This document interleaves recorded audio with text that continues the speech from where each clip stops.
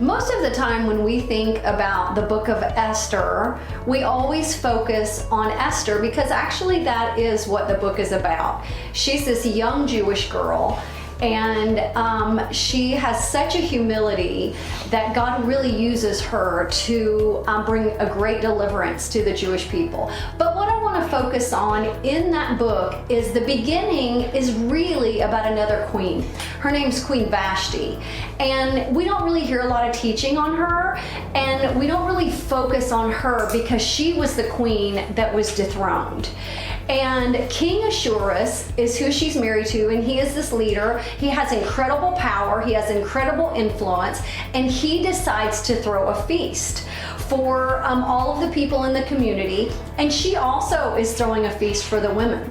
Well, as he plans this huge party, he calls for her to come so he can display her. Basically, what he was really wanting was for her to be arm candy. Now, it doesn't really, when you really research in the commentaries, it doesn't go in, there's kind of some debates whether he was drunk or he wasn't drunk. But what was very clear was that she absolutely refused. And when you study that, it kind of shows that maybe he could have even been suggesting that she put herself in a light that wasn't becoming. But nevertheless, he had officials that surrounded him that they all began to talk amongst themselves, and common conversation was, well, if she is going to be that defiant and she's going to be that rebellious, we should set her down. She should be dethroned and set aside, and we should begin to look for someone who is more moldable or who can conform to exactly what we want. Now, put yourself in Queen Vashti's shoes. We don't know because it doesn't go into great detail. Maybe she was like, I'm not going to be his arm candy.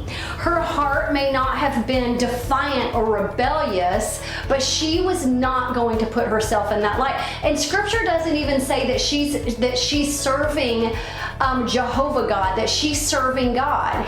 But maybe it was a situation to where she's like, I'm not going to be his arm candy, and I'm just not going to do it. So she immediately enrages her husband.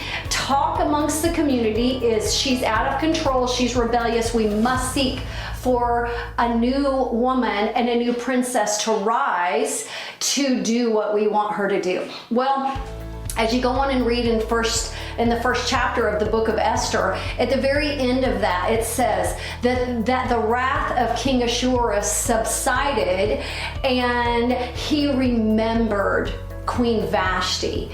And I just got to thinking about that because there are so many times maybe you have felt set aside. Maybe there were situations in a work environment with men or women, and you were like, I'm not going to do that. It went against your own personal convictions and your own values, but it's so spun out of control that you were dethroned, so to speak, or demoted.